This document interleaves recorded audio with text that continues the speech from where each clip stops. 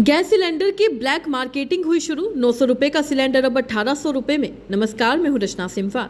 आज हम बात करेंगे उस संकट की जिसने देश के लाखों घरों की रसोई को प्रभावित कर दिया है। कैसे गैस की कमी ने लोगों को लाइन में खड़ा कर दिया और कैसे कुछ जगहों पर इसकी काला बाजारी तेजी से बढ़ रही है। ये जानने के लिए खबर को आखिर तक देखिएगा और FPN यानी फ्रंटलाइन ब्रेकिंग न्यूज को लाइक और फॉलो करना मत भूलिएगा। दरअसल इस समय देश के कई राज्यों से एक जैसी तस्वीरें सामने आ रही है। गैस एजेंसियों के बाहर लंबी लंबी लाइनें, लोगों के हाथों में खाली सिलेंडर और चेहरे पर चिंता। कई जगहों पर लोगों को घंटों इंतजार के बाद भी गैस नहीं मिल पा रही। वहीं दूसरी तरफ कुछ लोग दावा कर रहे हैं कि अगर आप ज्यादा पैसे देने को तैयार हैं तो वही सिलेंडर तुरंत मिल जाता है। रिपोर्ट्स के मुताबिक अंतर्राष्ट्रीय तनाव और सप्लाई में आई दिक्कतों के कारण LPG की उपलब्धता कई जगह प्रभावित हुई है। इसी वजह से कुछ इलाकों में ब्लैक मार्केटिंग की शिकायतें भी सामने आ रही। एग्जाम्पल के तौर पर जहां घरेलू सिलेंडर की कीमत लगभग 900 से 950 रुपए होती है, वहीं कुछ जगहों पर लोगों से 1700 से 1800 रुपए तक मांगे जा रहे हैं। मध्य प्रदेश की राजधानी भोपाल से भी ऐसी ही खबर आई। बताया जा रहा है कि करीब 1900 रुपए वाला कॉमर्शियल सिलेंडर कुछ जगहों पर लगभग 4000 रुपए तक में ऑफर किया जा रहा है। स्थानीय स्तर पर जांच में ये भी सामने आया कि कुछ निजी एजेंसियों के आसपास दलाल सक्रिय हो गए। हालांकि प्रशासन का कहना है कि इस तरह की गतिविधियों पर नजर रखी जा रही है। बता दें, बिहार में भी हालात कुछ अलग नहीं।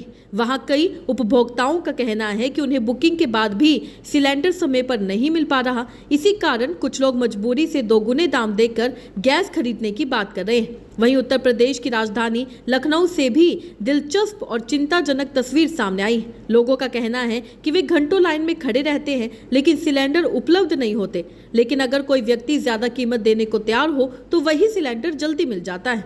वहीं पंजाब के जालंधर में तो हालात ऐसे बताए जा रहे हैं कि कई लोग खाली सिलेंडर लेकर एजेंसियों के बाहर कतार में खड़े हैं। वहीं कुछ होटल और ढाबा संचालक कह रहे हैं कि कॉमर्शियल सिलेंडर की कमी के कारण उन्हें अपने खर्चे बढ़ाने पड़ रहे हैं।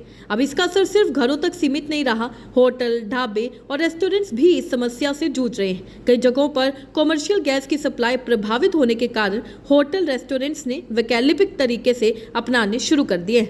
उत्तराखंड के देहरादून और हल्द्वानी से खबर आई है कि कई होटल और ढाबों ने अपने मेन्यू से लगभग 70% तक फूड आइटम अस्थायी रूप से हटा दिए क्योंकि गैस की उपलब्धता कम हो गई। राजस्थान के कोटा में भी अलग तस्वीर देखने को मिल रही है। वहां कुछ मेस और हॉस्टल संचालक लकड़ी और कोयले की भट्टियों का इस्तेमाल करने लगे। बढ़ती मांग के कारण इन भट्टियों की सप्लाई भी तेजी से बढ़ रही है। इसी बीच बाजार में एक और चीज की डिमांड तेजी से बढ़ी है, इंडक्शन चूल्हा। जयपुर के जयंती बाजार के व्यापारियों का कहना है कि पहले जहां हर महीने करीब 250 से 3000 इंडक्शन चूल्हे बिकते थे, अब उनकी बिक्री लगभग 4500 तक पहुंच गई, यानी करीब 50% तक बढ़ चुकी है। व्यापारियों का कहना यह भी है कि अगर यही सिचुएशन बनी रही तो आने वाले दिनों में इंडक्शन चूल्हों की कीमतों में 12 से 15% तक बढ़ोतरी हो सकती है। अब सवाल उठता है कि सरकार इस सिचुएशन से निपटने के लिए कर क्या रही है। जानकारी के मुताबिक केंद्र सरकार ने सप्लाई को स्थिर रखने और किसी भी तरह की जमाखोरी या कालाबाजारी को रोकने के लिए कई कदम उठाए हैं। सबसे पहले पेट्रोलियम मंत्रालय ने 3 बड़ी तेल कंपनियों के अधिकारियों की हाई लेवल कमेटी बनाई जो रोजाना सप्लाई की समीक्षा कर रही। दूसरा, सरकार ने आवश्यक वस्तु अधिनियम 1955 को लागू किया है ताकि अगर कहीं जमाखोरी या गलत तरीके से बिक्री की शिकायत मिले तो सख्त कार्रवाई की जा सके।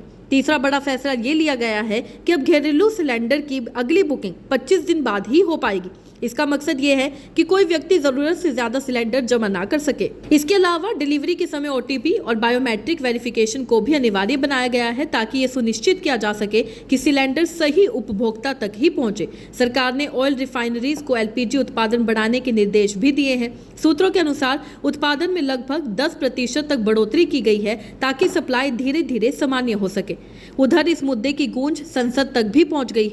लोकसभा में विपक्षी सांसदों ने LPG संकट को लेकर सरकार से जवाब मांगा और संसद परिसर के बाहर नारेबाजी भी की। विपक्ष का कहना है कि देश की ऊर्जा सुरक्षा के मामले में और मजबूत तैयारी की जरूरत है। वहीं सरकार का कहना है कि सप्लाई को सामान्य बनाने के लिए लगातार कदम उठाए जा रहे हैं। अब सबसे बड़ा सवाल यही है कि क्या आने वाले दिनों में गैस की सप्लाई सामान्य हो पाएगी? क्या लोगों को फिर से आसानी से सिलेंडर मिल पाएगा?